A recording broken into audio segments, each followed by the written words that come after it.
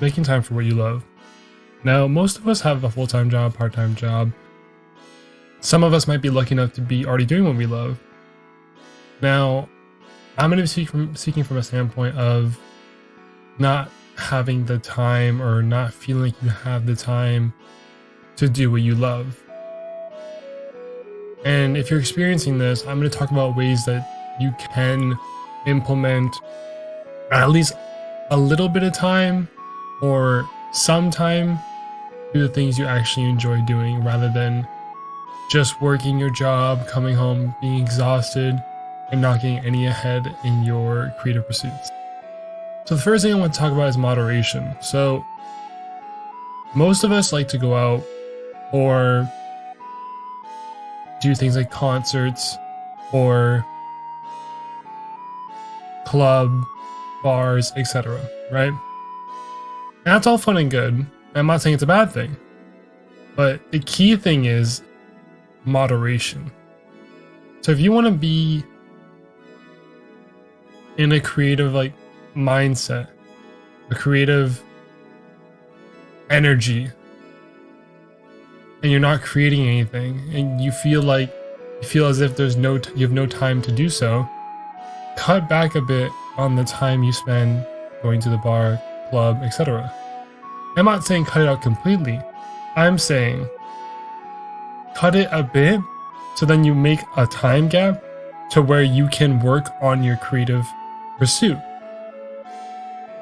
Because a lot of people don't see it that way. They see it more as, oh, I'm not going to talk to my friends anymore. I'm just only going to put my head down and only work, not talk to them. No, you can still go out and have fun with your friends, but just also be mindful that you have a dedicated time to creative stuff. So moderating how much your time you're spending on other activities, like after work or on the weekend, etc. Moderating that time could be so beneficial to creating a time for you to work on it. That's the second thing is also making a time slot either once a day, once a week, maybe even once a month to creating or learning on the skill you want to learn, or more so progress in. So making a time slot. So look at your full schedule, like weekly schedule, and look at it from like a third person standpoint, but just a full laid out in front of you. Let's say you work 5 days a week.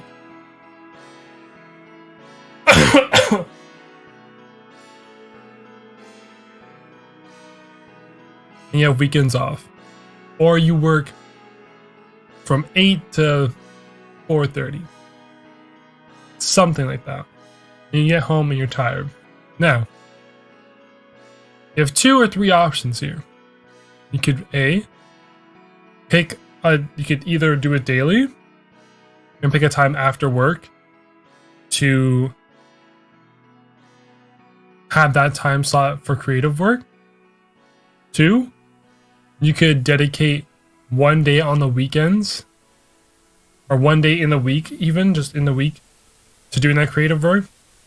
Or 3, you could dedicate one day of the month, like consistent days, like the 8th, the 10th, whatever, a day in the month that you, for the day, essentially, not the whole day, but for a few hours or however long you want to do it for, dedicate your time to the creative work.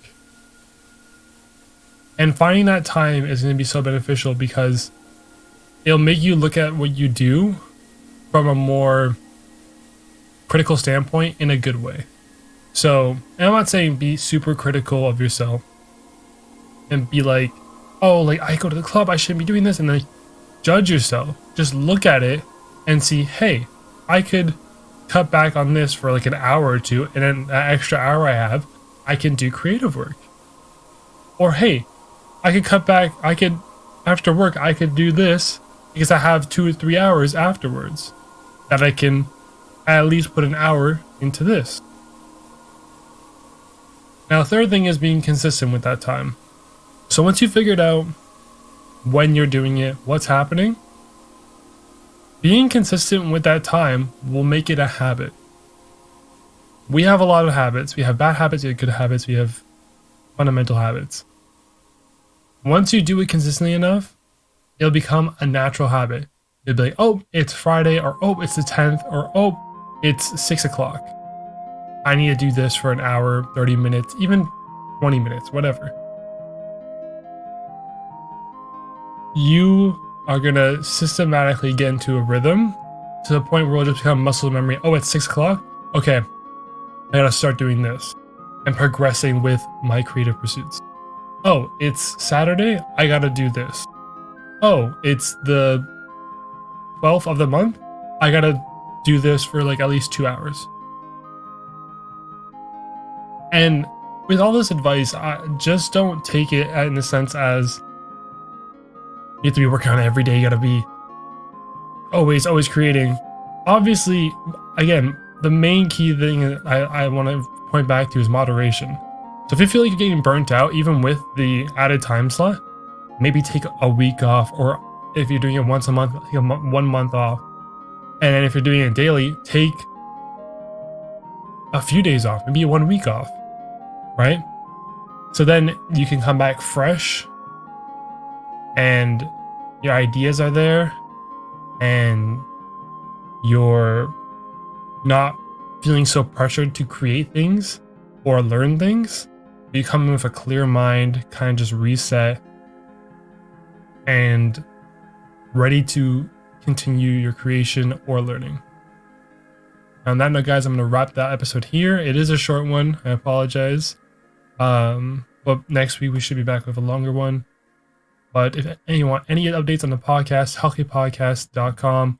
If you're listening on any of the audio platforms, we're also available on YouTube. If you're watching on YouTube, we're available on Apple Podcasts, Spotify, and Google Podcasts, and anywhere else you can find your podcasts. All right. And I'll see you guys next week. Thank you.